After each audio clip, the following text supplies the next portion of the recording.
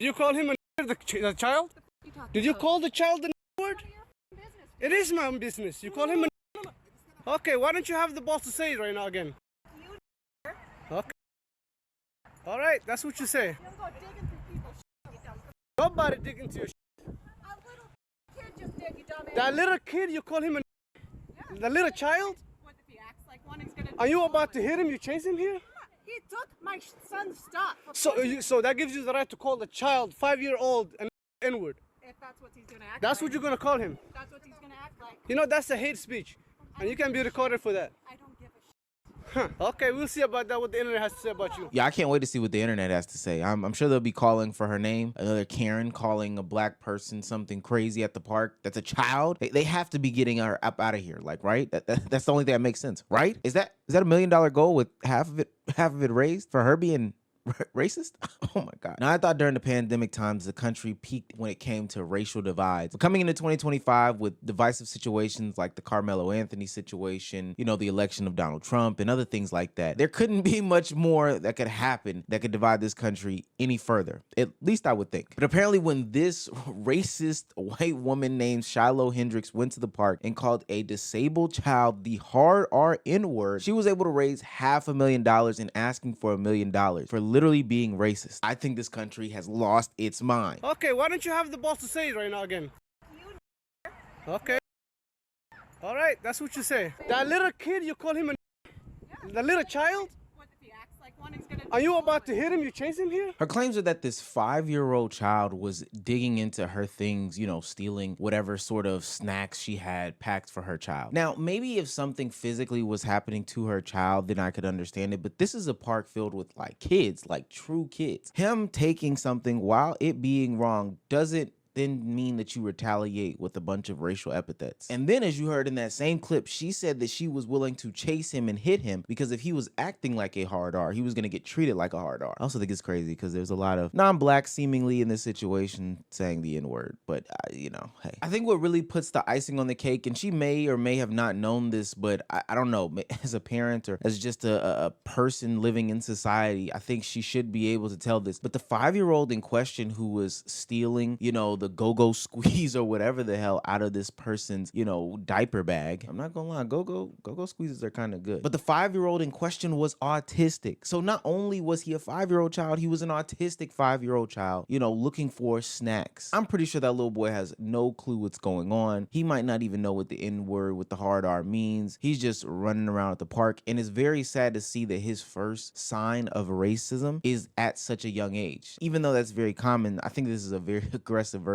of it, and that's crazy. Now, normally in these situations, people would be looking to get this woman the hell up out of here. They would be looking to get a Karen like this fired from her job. I mean, people would objectively be able to see that this is wrong. But not this woman, Shiloh Hendricks. She decided to put out a Give, Send, Go, which is the platform that Carmelo Anthony's family has been using in order to collect their donations. I think that that's a funny coincidence right there. In order to galvanize a community because she feels threatened. She says, "Hello, my name is Shiloh, and I have been put in a very dire situation. I recently had a kid steal from my 18-month-old son's diaper bag at a park. I called the kid out for what he was, a hard R N-word. Another man who we recently found out had a history with law enforcement proceeded to record me and follow me to my car. He then posted these videos online, which has caused my family and myself great turmoil. My SSN has been leaked, my address and phone number have been given out freely. My family members are being attacked, you know, verbally, not physically. My eldest child may not be going back to school. Even where I exercise has been exposed. I'm asking for your help to assist in protecting my family. I fear that we must relocate. I have 2 small children who do not deserve this. We have been threatened to the extreme by people online. Anything will help. We cannot and will not live in fear." I think what's very interesting about this situation is she only set the donation goal for $20,000, but because America is so racist, she got half of that $20,000 goal in one anonymous giver. She then upped it to $1 million, in which they met half of the goal already, and it's only been a few days. It's so funny how blatant this racism is. I mean, the woman in question, Shiloh Hendricks, has a clear history of being not the model person to be giving donations to. The internet quickly pulled up a shit ton of her criminal records. She has like 3 or 4 cases where she's been disorderly in public, just like this situation here. But that doesn't matter because, you know, she's white. Shiloh Hendricks called a 5-year-old black boy who has autism the N-word. And then when confronted, the person filming her, she called him the N-word at least 5 times. And that is terrible. That is disgusting behavior. But what's even worse, and it shouldn't be shocking, but it is that she raised over $100,000. But that's not what it is currently. Her original goal was for $150,000. They surpassed that goal and they went to $300,000. She currently has $311,000 and she is working towards $1 million.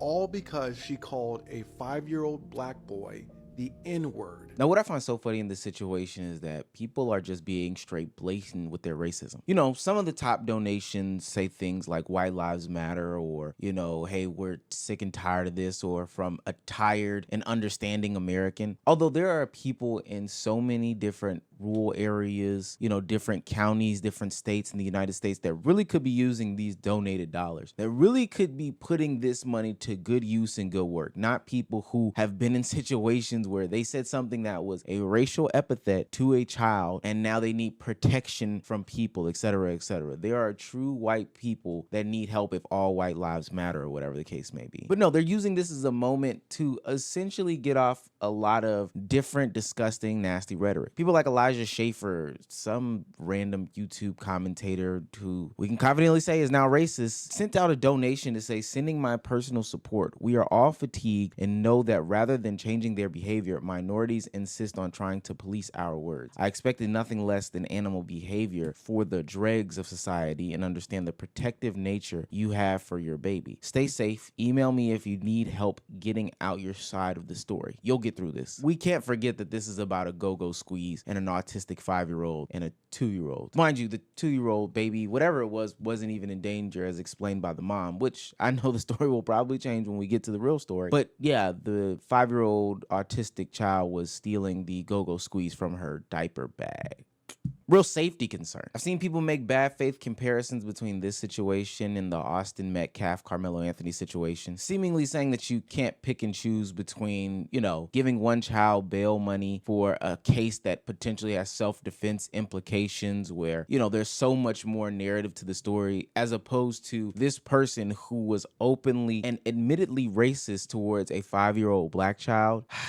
What are we doing? What are we doing? And now we're even getting to the point where I'm seeing people defend Shiloh Hendrix because the man in question, you know, Mr. Omar, the person who was recording in question, had former essay allegations towards a minor on his jacket. You know, he had a charge in a case for all those things like that. And so they're bringing that up. All that is to distract and try to justify the actions of Shiloh Hendrix in some sort of an attempt to defend her and what she did. Now, I'm going to go ahead and kill a lot of people's dreams here, but the charges were dropped against the cameraman. But none of that ultimately matters. That doesn't matter if a pred recorded. That doesn't matter if somebody who punches, I don't know, walls for a living record. It doesn't matter who recorded. This woman said what she said. That doesn't mean that we need to turn around and redirect the conversation. And now you look stupid, just like in the Carmelo Anthony situation and a lot of other situations, when you try to bring up this evidence as some sort of distraction or this proof that tries to disprove whatever narrative you're trying to paint. Like the person, Mr. Omar, Sharmak Omar, saying that, hey, he did these things with a child, even though they were dismissed, and Carmelo Anthony doesn't have a father and he's not a good student, and his father came out and he ended up being a good student. You look stupid when you push those narratives because they're trying to distract and then they get debunked, and now you're scrambling again for other things to help justify your racism. Just be racist. Now, on this channel, we've given praise to Give Send Go as a platform who has allowed Carmelo Anthony and his family to raise defense money. We know that GoFundMe has strict laws that prohibit, you know, people from raising money that are in active and ongoing investigations that are involved in like criminal proceedings. So Give Send Go was a platform and an outlet for him to raise some sort of bail money in order to get out of that situation. But this one we don't agree with. So naturally we had to look and see why Give Send Go would allow stuff like this to happen. And they've been tweeting and retweeting some pretty interesting conversations that people have been giving towards them directly, or just having about them, about how they're a free speech platform, you know, this is an equal opportunist platform, and a bunch of religious things. Your site really doesn't get enough credit for being a true free speech platform, even though this isn't a manner of free speech. Or this very, very odd one that says murder is a sin, raising money for a murderer is a sin, using racial slurs is a sin, doxing people is a sin. All of it is sin, and sin is our problem, not skin color. When we focus on the solution to the sin, we'll stop being so divided. Until then, we're cooked. cooked. I don't know, that this is a little different of a situation, brother. But what I found the most interesting is that the co-founder, Jacob Wells, finally got sick of all the commentary because it was so disgusting between both of these. And it's very important that we realize that the Carmelo Anthony situation is happening simultaneously, because a lot of people are using that as some sort of justification to prop up this racist woman. But so Jacob Wells put out this statement on what's going on with the two fundraisers. At Give Send Go, we recently disabled comments on the fundraising campaigns for Carmelo Anthony and Shiloh Hendrix due to the unacceptable volume of racist and derogatory remarks. At this time, comments were turned off. Both campaigns had raised approximately $500,000 with around 15,000 donors each. Crazy parallels. We remain committed to ensuring all funds raised are delivered to the campaign recipients as intended. However, we unequivocally condemned the hateful comments that sought to fuel division and harmful narratives. These remarks do not reflect Give Send Go's values of hope, compassion, and fairness. Our platform exists to support individuals and families in need, and we uphold the principle that everyone deserves a fair process, not judgment by mob outrage. We took action to stop the spread of divisive rhetoric while ensuring the campaigns continue to serve their intended purpose. We call for respectful dialogue and understanding, even in challenging situations. Thank you for supporting our mission to share hope and help. Bravo.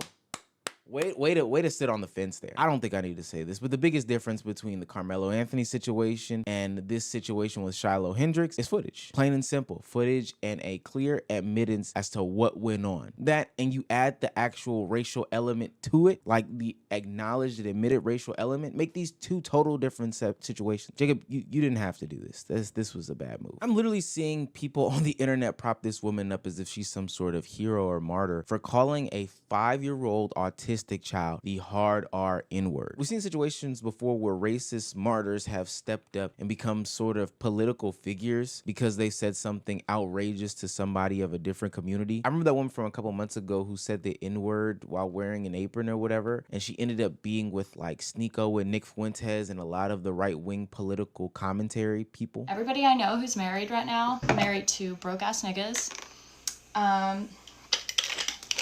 And they don't care. We don't give a fuck about your money. Hey, that was me at the top. But people like her or Myron or a lot of these people who are literally racist for clicks realize fast is that, hey, these people actually don't care about me. These people don't even want me in their communities, in their circles. They just want to use me in order to get their racist talking points out. What Shiloh Hendrix has to realize is that a lot of those people were anonymous donators. Hear me out when I say this. See, you're not gonna get real life support from these people. Sure, you'll get support from the Elijah Schafers of the world, but he's already been casted as somebody who's on the fringes of society and is an internet personality and is just openly racist. So he can live his life like that, but the types of connections that he has that you will be able to tap into later on as you have to live with the consequences of your actions won't be the ones that you want. You have to continue to double down and triple down and be progressively more racist. Oxymoronic just a little bit. But you have to up it on the scale of what is and isn't okay with you. You'll have to double and triple down. You might have said those things about that young black boy, but might not have those feelings about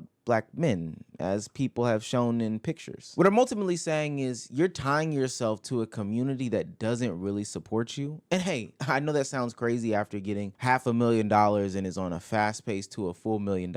But you seem fairly young. That money's gonna run out. And then when you have to face the real world consequences of your actions, you know, trying to get a job, trying to live in a certain society, trying to go to the gym even, that's gonna be pretty tough for you. And while you're looking in real life for people to help you, those anonymous faces won't come and defend you in these very public places. You understand what I'm saying? If they really wanted to support you, if they really truly believed your cause was good or whatever the case may be, and weren't just trying to get off their nasty rhetoric or weren't feeling scorned because they feel less empowered or whatever the case may be, they would put a name on that bullet. But they don't, because they're scared. Just like you were when you called a 5-year-old autistic boy the N-word. God, these racists make me sick.